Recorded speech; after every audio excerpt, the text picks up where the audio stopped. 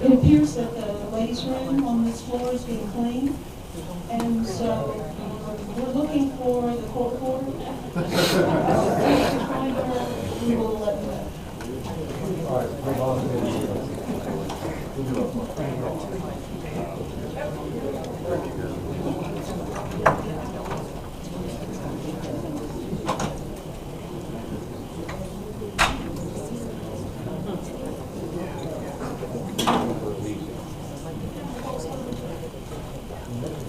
Court reporter, would you swear the witness, please?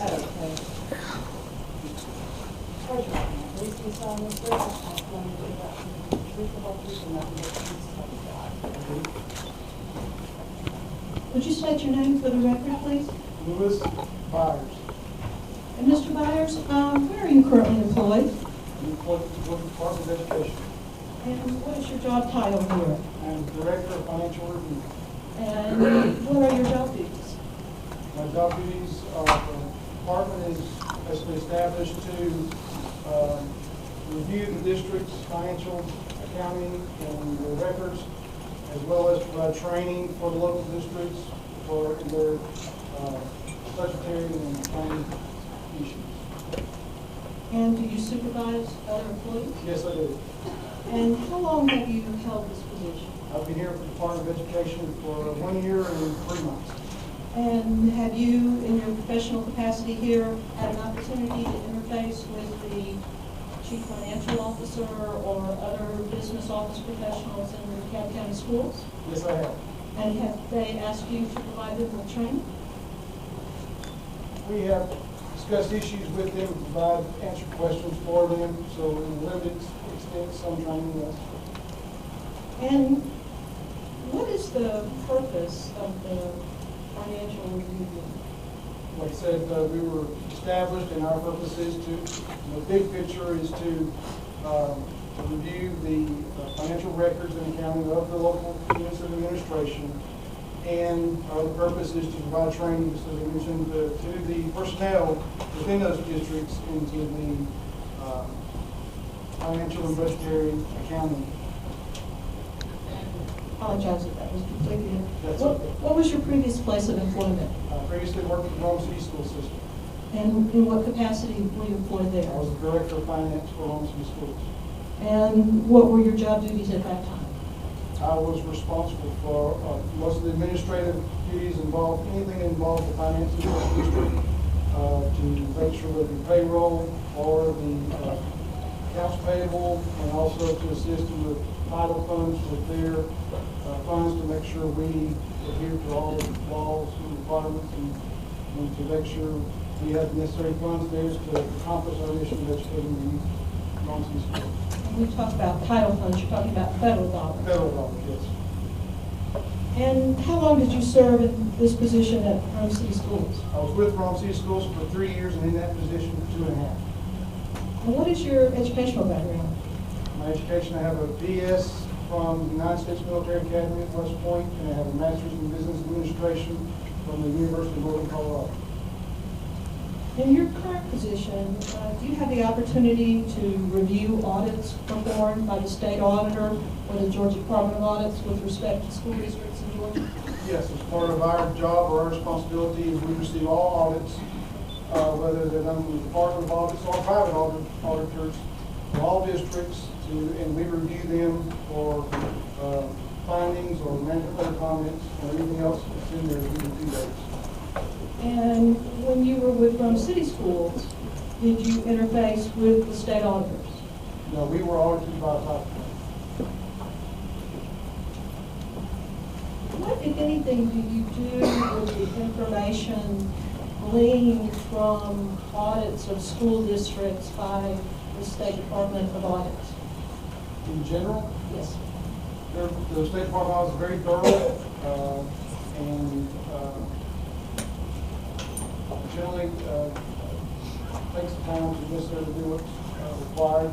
So I don't have really any issues with what they do. And, Do they issue some sort of document after they do their audit at the local school level? yes, they issue basically the audit itself and a management letter. The management letter will have issues that they have that doesn't warrant a finding, which is a little bit more stricter or stringent, but they will issue findings, whether it be for the financial side of it, or if it's a federal finding, they also will issue findings for that. So that is the process that they do. That is the main thing we will look at. So you look at the findings and management letters issued by the Department of Audits for most school districts in the state? All schools. All school districts in the state. And how do you manage that volume of information? We have several people there that one person that will go through each audit, we will put it in a database and track that information. We also have one person that will track if there is a finding that needs to have a corrective action plan or something done. We will track that along with, a lot of times that involves federal programs, so along with the program managers, we will follow that finding until it is closed. So we have people that will track that and keep up with those, and we will, once we find out that finding has been closed, we'll close that finding. Whether it's 5, 10 years, it does not matter. We will continue to track that. And do you have a system for doing that? Yes, again, we have one person that once the audit's done, the Department of Audits and the school districts all know that we receive a copy of that audit along with the management letter. We You receive 2 hard copies of all audits along with a PDF version of all the audits. The process is you go through and you have one person that will go through the entire audit, take out any significant information you don't need to track, put that in a database, and then keep up with that. You have another person that will, again, take all the ones that involve corrective actions, and she will go through and track the corrective action to make sure that those have taken place. So I'm going to ask that you open that notebook in front of you and turn to Exhibit 26 and ask if you can identify this document for the record.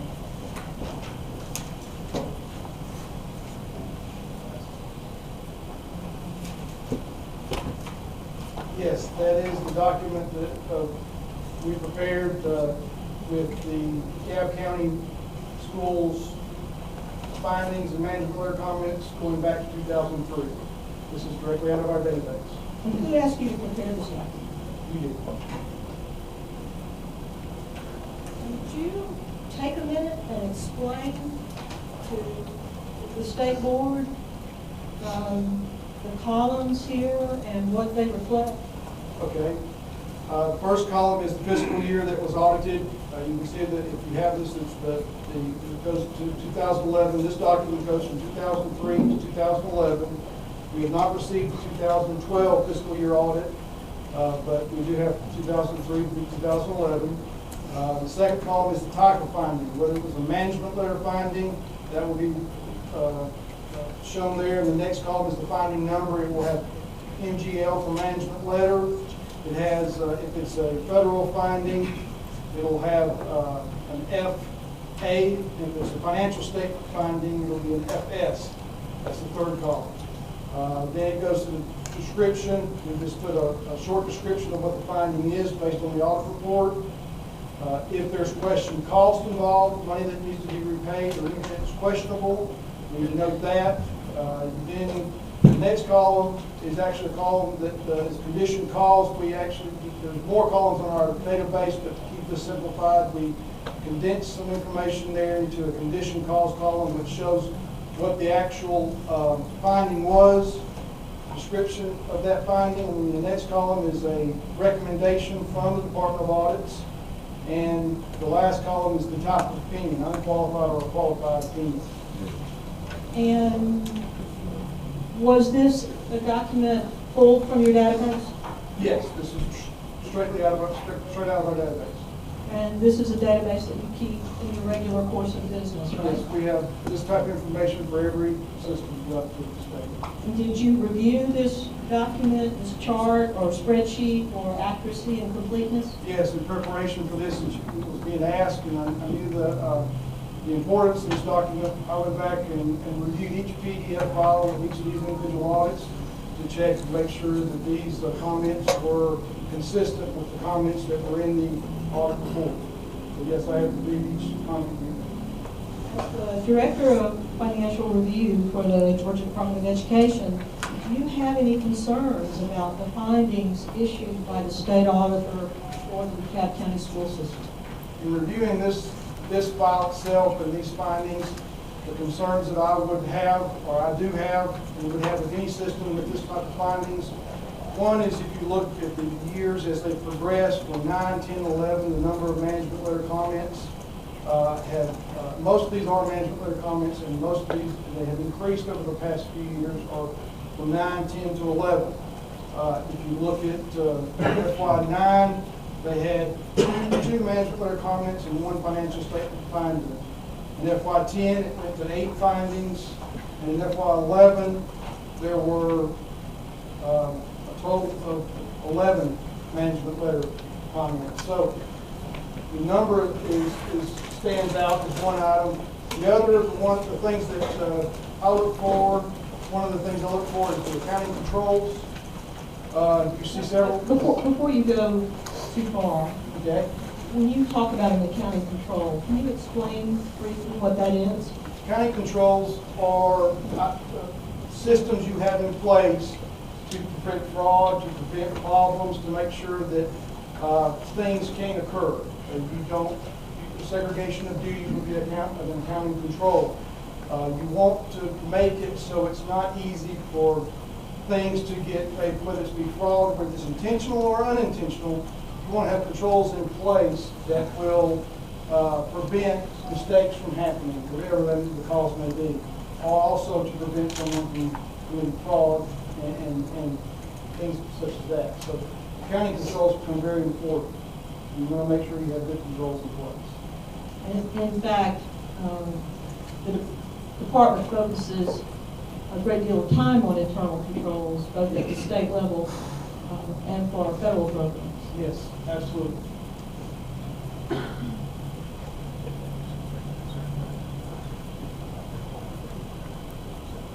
Let's look at one of these accounting controls for the most recent fiscal year. Would you read what the state auditor noted for finding number 1? Right, the addition calls our summary, and this won't be the complete statement that the auditor said, but our summary of what they said, most of this is close to verbatim, but I won't say it's that. It says, we noted the school district does not have adequate controls designed to protect financial information from manipulation, corruption, or loss to ensure financial information is processed accurately. Go ahead. The recommendation was management should ensure proper separation of duties exist.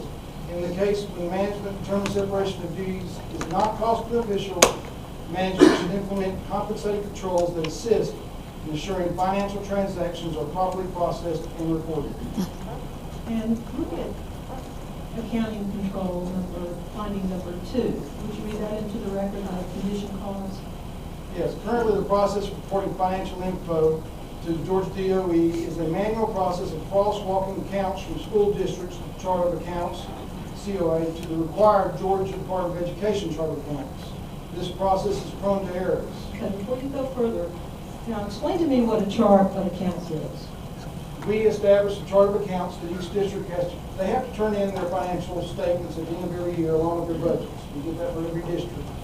They have to conform to the chart of accounts. Our chart of accounts coincide to the federal chart of accounts, but we also have to report information to the federal government.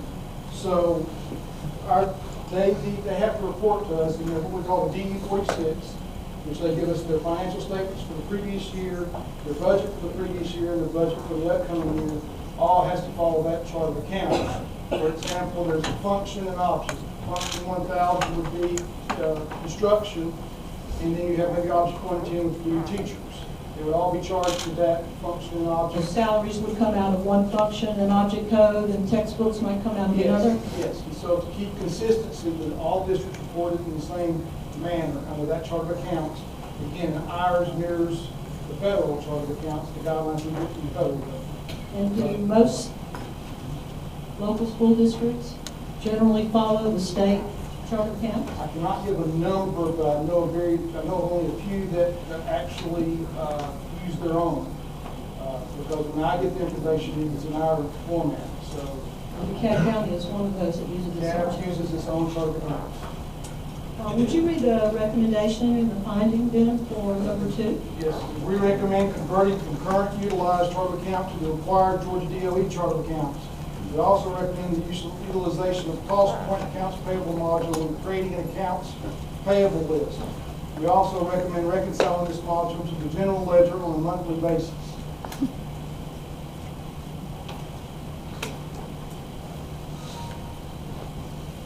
So when they talk about a crosswalk for financial reporting, what does that mean? That means let's say for teachers, I don't know what their account is, how they're set up, but let's say they use account A is for instruction and the teacher is code 10. They have to have the A10 crosswalks over to 1,000, function 1,000, object 110 in our accounting system. So somebody has to manually, based on this, they're manually moving that information over in the chart of accounts. Opening their chart of accounts and putting that dollar figure in the right spot that goes into our chart of accounts. So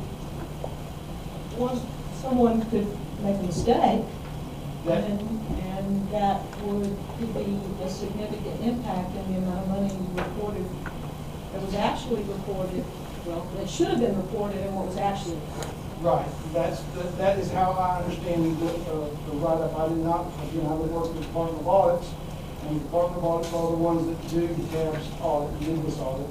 But then on the other hand,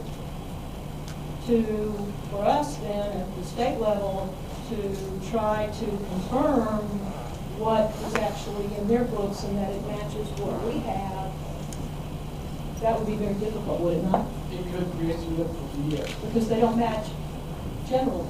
Right, to go back, you have to have somebody who actually did the false swap. If it is done manually, and that is what it says here, it's a manual process. If you had to go back, if the documentation would need to be very good for someone to go back and check that to make sure that the numbers match up to reconcile. Changing subjects here, can school districts in Georgia operate at a deficit? Law states they're not supposed to operate in deficit. Can they operate in deficit? We have some systems that end the year, fiscal year 12, in deficit. And there are steps that they have to take to reconcile that. And what are those steps if the system is in a deficit at the end of the fiscal year? The law requires them to do pretty much three things. One, they have to come up with a corrective action plan, which is a deficit elimination plan. What are they going to do to eliminate the deficit? They have to, the board and the superintendent have to sign off on that. Each person has to sign off on that plan. They need to submit that to the Department of Education. That will be received in my office. We will follow up with the district to make sure that they're following that plan. They also, on a monthly basis, they have to submit their financial operations report for the finances on a monthly basis to us to show us what they are, how they are progressing month to month. And the third thing they have to do is in their local organ, local newspaper, they have to publish once a week for 2 consecutive weeks their operations statement showing that they were in deficit at the end of their by the end of the fiscal year that they were in deficit. And has the DeKalb County school system ever operated at a deficit? There's two types of deficit, and I want to clarify and make sure. There's an operational deficit where you have more expenditures than revenues. There are years where they have more expenditures than revenues, but they have enough fund balance to cover the deficit in operations. The deficit we're talking about here is at the end of the year when you have their fund balance added to their revenues, they did not have enough money to cover the expenditures. I'm not aware of any year that did not have enough money to cover the expenditures until FY12. And what happened in FY12? They had a good fund balance, and they spent their expenditures exceeded their revenues beyond what their fund balance was there. And based on the information they submitted to us by D46, it was $14.4 million in deficit. For FY12. For FY12. So when you say fund balance, you referred to that a couple of times. What is that? Districts need to, a lot of districts will maintain a fund balance at the end of the year. Fiscal year runs from July 1st to June 30th. At the end of the fiscal year, they are allowed to maintain a fund balance. That fund balance is needed because their local revenues are generated through local tax dollars. Those tax dollars do not come in until generally October, November, December. So they need to maintain some kind of fund balance basically to bridge that gap from July to when that revenue comes in.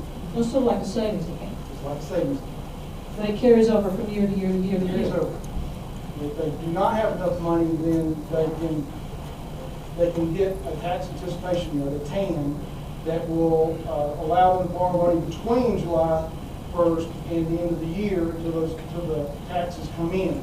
But that has to be paid back by December 31st.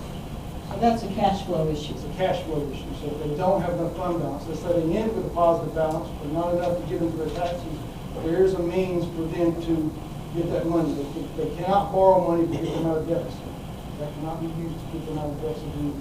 So has DeKalb County submitted its deficit reduction plan to you? We received their financial information, all the district's financial information at the end of the calendar year this past year because we give them time to collect the information and put it together. We sent out letters to the districts, all the districts that were in deficit at the end of 12, and we've given them to February 28th to submit that plan to us. early next week. Next week, yes, ma'am. Have you had any communications with anybody in DeKalb County about their deficit reduction plan? Some, yes. No, well, yes, about them getting it prepared to make sure they understood they had to. So you provided them with technical assistance on how to prepare it. Is that what you're saying? Not necessarily how to prepare it, but that they needed to prepare it. That they needed to prepare. They wanted to make Thank sure you. they understood the letter that was sent to them. So, how serious is it? This is very serious, because it's against the law. You're not supposed to be in a deficit, so it's very serious. So turning now to the budget process for school districts. Do school systems have fixed costs? Yes, I mean, they have costs that I would consider fixed costs, yes. What would be examples of a fixed cost? Fixed cost, I would consider anything that's not a variable cost. Variable cost would be like teachers, based on how many students you have. It's not a business model as such that many of us are used to. So your variable is going to be your number of students and how much cost. So the more students you have, the more cost you're going to have. But everybody has a fixed cost of a superintendent and certain administrative items that you're going to have regardless of the size of the district. So there are, and have a fixed cost will vary district to district, but there are some things that are fixed within the district that is not necessarily dependent upon the variability of the number of students.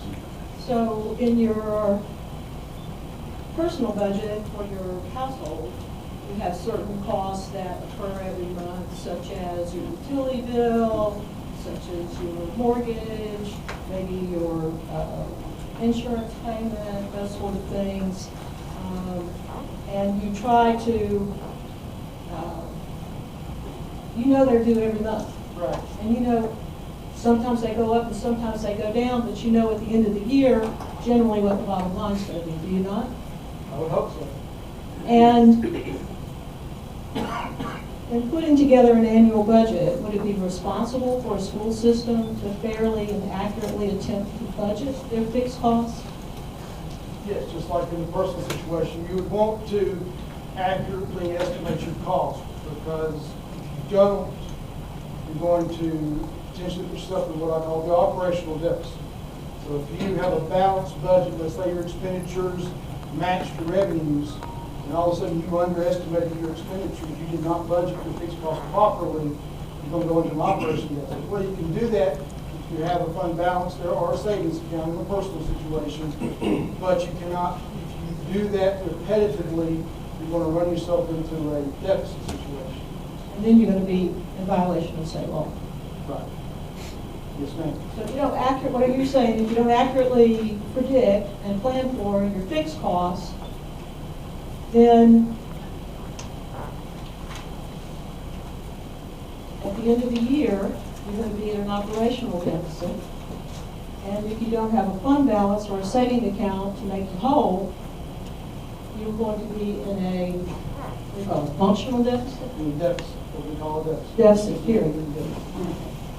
Would you be concerned as the Director of Financial Review for the Department of Education if a school system routinely underestimated their fixed costs in their budget?